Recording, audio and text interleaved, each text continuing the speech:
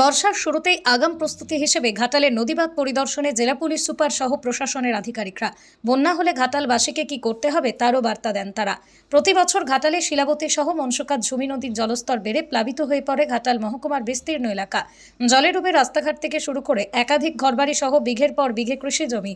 বর্ষার শুরুতেই পশ্চিম মেদিনীপুর জেলার ঘাটালের মনসুকা এক গ্রাম পঞ্চায়েতের মনসুকা অজবনগর এক গ্রাম পঞ্চায়েতের গড়খায় চাতাল এলাকা ঘুরে দেখলেন পশ্চিম মেদিনীপুর জেলা পুলিশ সুপার পাপিয়া সুলতানা।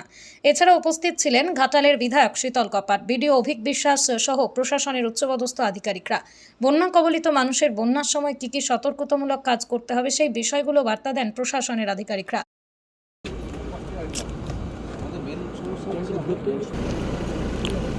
অন্তত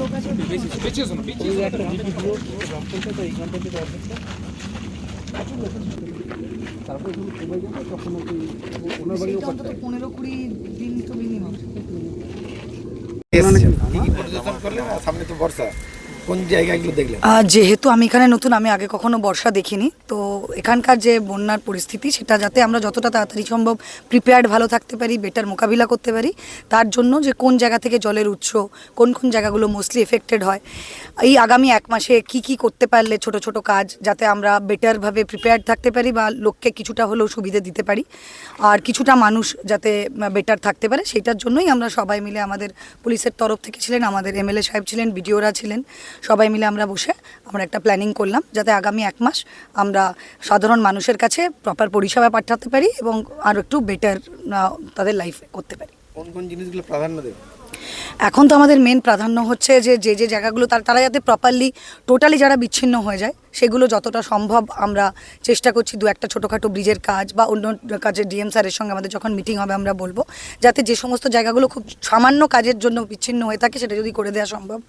তারপরের কাজ হচ্ছে আমাদের যে সমস্ত জায়গাগুলো পুরোপুরি বিচ্ছিন্ন থাকে, যেখানে ইলেকট্রিসিটি থাকে না, সেই সমস্ত জায়গায় যদি আমরা জেনারেটর পরিষেবা পাঠাতে পারি যাতে অন্তত তারা তাদের সাবমার্সাল দিয়ে জল তুলতে পারে, যাতে জলের পরিষেবাটা নিরবিচ্ছিন্ন থাকে, ইলেকট্রিসিটির জন্য যাতে তাদের এমার্জেন্সি তাদের ফোন লাইন এবং এমার্জেন্সি লাইটটা যাতে তারা পায়, সেটা একটা ব্যাপার, যাতে আমরা জল আর ইলেকট্রিসিটির সমস্যাটা শেষ করতে পারি। তারপরের হচ্ছে যাতে প্রসূতি মায়েরা প্রপারলি পৌঁছতে পারে, তার একটা আমরা প্ল্যানিং করব, যাতে ওই সময় যখন বিচ্ছিন্ন থাকবে তাদের প্রসূতি মায়েদের যাতে আমরা প্রপারলি হসপিটালে পৌঁছাতে পারতে পারি। এবং আরও তাছাড়া আরও ছোটো ছোটো যে কাজগুলো আছে, তাদের ত্রাণ কী করে আমরা বিলি করা হবে, যে কী করে তাদের আগে থেকে খাবার তারপলিন এগুলোকে যারা স্টক করতে পারবে, যাতে ওই সময়টা যে সময়টা তারা বিচ্ছিন্ন থাকবেও তাদের কাছে যাতে নিরবিচ্ছিন্নভাবে জল, খাবার এবং মেডিকেলটা পৌঁছে দিতে পারি, সেটার জন্য আমরা একটা প্ল্যানিং করা। ঘাটালে বেশ কয়েকটি ফ্লাড সেন্টারের বেহাল অবস্থা রয়ে গেছে, সেগুলো নিয়ে আমাদের প্ল্যানিং চলছে। রিসেন্টলি একটা মিটিং হবে যেখানে ইরিগেশন থেকে সিএমও সাহেব থেকে ডিএম স্যার থাকবেন, আমরা থাকবো, এমএলএ সাহেব থাকবেন, মন্ত্রীরা থাকবেন, যারা যারা রয়েছেন পুরো এটার মধ্যে, এনডিআরএফ যারা আছেন, যারা ত্রাণ পৌঁছাবেন তাদের থাকবে, সবাই মিলে আমরা বসে একটা প্ল্যানিং করব। হ্যাঁ, এটাও একটা বড় আছে সাপে কাটা, এবং আরও একটা আছে আমাদের কিছু কিছু লোকজন ড্রাঙ্কেন অবস্থায় পড়ে যায় জলে, সেটাও যাতে না হয়, এই দুটো আমাদের মেন আছে। নৌকার একটা সমস্যা দেখা যায়। হ্যাঁ, নৌকাটাও আমরা চেষ্টা করছি একটা প্ল্যানিং করে, যাতে যে সমস্ত জায়গাগুলো বিচ্ছিন্ন হয়ে যায় দুটো দিক, মানে নদীর বা খালের এদিক আর ওদিক, সেই সমস্ত ছোট ছোট জায়গাগুলো যাতে ছোট নৌকাও রেখে অন্তত পারাপারটা ওই সময় করা যায়, তার জন্য নৌকোর ব্যবস্থা করা, আর যাতে বড় বোট বা বড় নৌকা দিয়েও করা যায় সেটারও একটা প্ল্যানিংয়ের ব্যবস্থা করা হচ্ছে। গ্রাম থেকে মানুষ আসতে পারে না শহরে খাবার দাবার আনতে, সেই জায়গাটা সমস্যা হয়। সেই জায়গাগুলো তো ওই জন্য নৌকো করে যাতে আমরা পৌঁছে দিতে পারি, তার জন্য সেই ব্যবস্থা আগে থেকে করা হচ্ছে, কন্টিনজেন্সি প্ল্যানগুলো। মনসুকা ব্রিজটি নিয়ে কী ভাবনা আছে? মনসুকা ব্রিজ তো দেখুন, পুরোটাই তো ব্রিজ যারা তৈরি করবেন তাদের ক্ষেত্রে। আমি আজকে জাস্ট দেখতে এলাম যে কী কারণে আছে, আমরা লোকালি আরও ডিএম স্যার যখন থাকবেন আমরা কথা বলবো যত তাড়াতাড়ি সম্ভব যাতে কাজটা আমরা শেষ করতে পারি, যাতে মনসুকা পুরোপুরি যে বিচ্ছিন্ন থাকে 1 আর 2 এর মধ্যে, সেটা যাতে না থাকে। Thank you. ঘাটালের বিভিন্ন নদীবাঁধ পরিদর্শন করলেন, কী বলবেন? দেখুন, প্রায় 2 ঘন্টা ধরে আমাদের থানায় এটা আমাদের এসপি স্যার বিভিন্ন আধিকারিকদেরকে নিয়ে বৈঠক করেছেন, পুরো প্ল্যানিংটাই করেছেন যে বন্যায় কী কী সমস্যা হতে পারে, রোগীরা কিভাবে যাতায়াত করবে, গর্ভবতী মায়েরা, এমনকি নদীর ওই পারে যারা আছে তারা তো বন্যার সময় বিচ্ছিন্ন হয়ে যায়, তারা কীভাবে যাতায়াত করবে।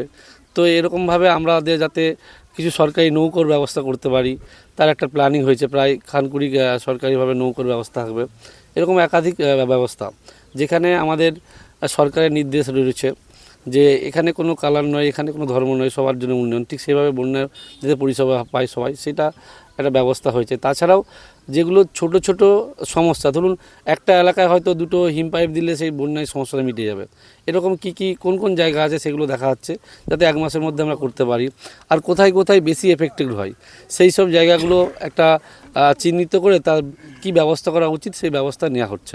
এরপর আমাদের সামনের বৃহস্পতিবার পুরো ইরিগেশন দপ্তরকে নিয়ে এসপি স্যার থাকবেন, এসডিও থাকবেন, ডিএমও থাকার জন্য বলছেন উনি, এমনকি কোনো মন্ত্রীও থাকবে, দাদা, এমএলএ এমপি সহ দিয়ে বৈঠক হবে। গতকাল টাকা বরাদ্দ হয়েছে, এবার কি ডিপিআর প্রকাশ হবে? না, এটা তো আমাদের এজেন্ডার ছিল যে আমরা সম্পূর্ণ ডিপিআর প্রকাশ করে ঘাটাল মাস্টার প্ল্যান করবো।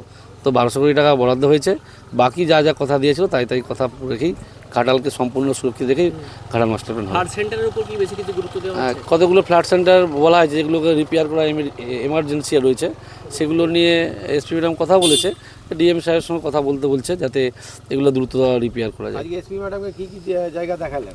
আমরা মনসুকা দেখেছি, মনসুকার ব্রিজটা, মনসুকার সম্বন্ধে, আর গড়খাই দেখানো হলো, 1 নম্বর চাতালটাও দেখানো হবে যাবার সময়। তারপর আরও কয়েকটা জায়গা রয়ে যাচ্ছে, উনি পরের বার আসবেন, এরপর উনি দাসপুরে চলে যাবেন।